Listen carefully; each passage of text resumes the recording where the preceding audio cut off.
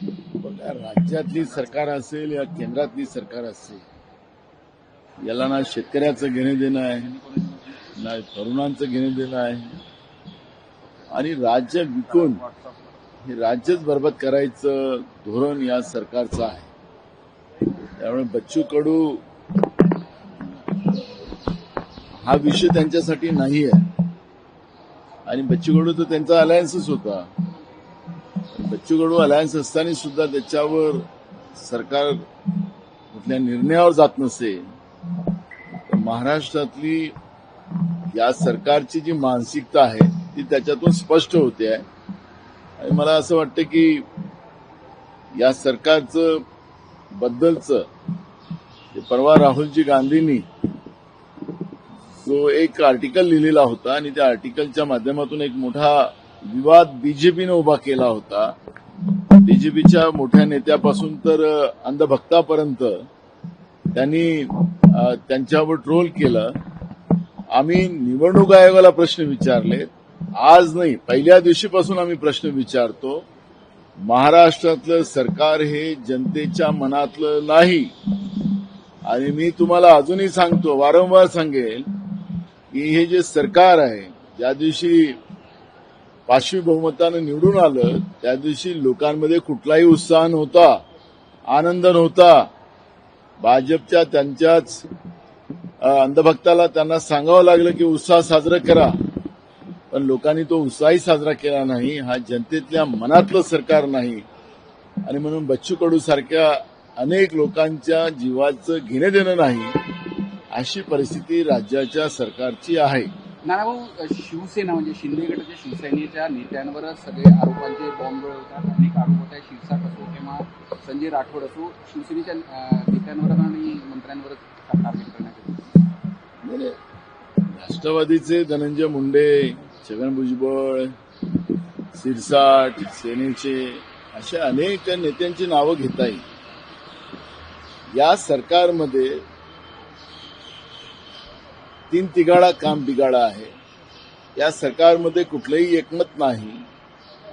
आणि राज्य आर्थिक कसं उभारता येतं, लुटता येतं, यासाठी या तिन्ही पक्षाचे नेते कामाला लागलेले आहेत. आणि त्याच्यामुळे एक शिंदे सेनेचा असेल किंवा अजित पवारांचे असतील किंवा भाजपला सेफ करण्याचा जो प्रयत्न केला जातो असं काही नाही. सगळे एकाच माळ्यातले मणी आहे. नानाभाऊ, सुप्रिया सुळे यांनी आज नरेंद्र मोदी यांची तारीफ केली. तो त्यांचा व्यक्तिगत प्रश्न, त्याच्यामुळे त्यांच्यावर कुठली प्रतिक्रिया देण्याचं कारण. संजय राठोड विभागावर मोठ्या प्रमाणात अर्थकारण करून बदल्यांचं हे झाले असल्याचे आरोप होऊ लागलेले आहे. कसं आणि तरी म्हणजे यापूर्वी पण संजय राठोड यांच्यावर अनेक आरोप झाल्या, तरी हवेहवेसे का वाटतात? बघा, ते संजय राठोड हवेहवेसे वाटत नाही. भाजपला सत्ता हवीहवीशी आहे.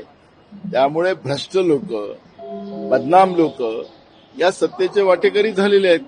त्यामुळे भाजपचा जो सत्तेची लालच आहे त्याचे परिणाम आपण पाहतोय. नानाभाऊ, काँग्रेसचे भगीरथ भालके यांनी भरत गोगावलेंची भेट घेतली आणि ते शिवसेनेच्या वाट्यावर आहे. ठीक आहे, तर मला सोलापूर जिल्ह्यात आणि काय चाललेलं आहे त्याची मला माहिती नाही. त्याच्यामुळे आता त्याच्यावर कुठली प्रतिक्रिया देणं चुकीचं ठरेल. एक ये सवाल है कि लगातार कांग्रेस के जो कार्यकर्ता है वो पाला बदल रहे हैं, दूसरे पार्टी में जा रहे हैं. कहीं न कहीं जो संगठन जो अभी बना है उसको लेकर नाराजगी है या उसके लिए समन्वय नहीं बैठ पा रहे हैं. देखो, मैं अभी मेरे गोंदिया भंडारा जिले में दूध संघ और बैंक के इलेक्शन चल रहे हैं, मैं उसमें हूँ. इसलिए मैं राज्य में संगठन में एक्चुअली क्या चल रहा है, क्योंकि मैं मुंबई भी नहीं जा रहा हूँ, तो मुझे अभी उसकी डिटेल्स नहीं है. उसके लिए मैं पार्टी की जब मीटिंग होगी तब उस पर हम लोग डिस्कस.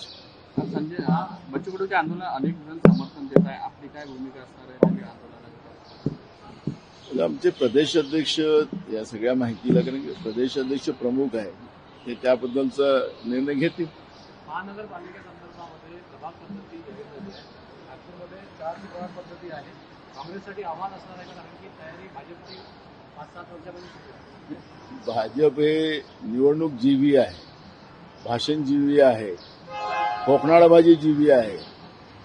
11 वर्षाचा इतिहास सांगायला गेले तर 11 वर्षात देशाला आणि राज्याला किती कर्जात डुबवलं त्याची माहिती देशाच्या जनतेला का देत नाही?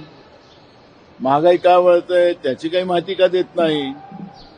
डॉलर वाढला आणि रुपया एकदम खाली पडला त्याची माहिती का देत नाही?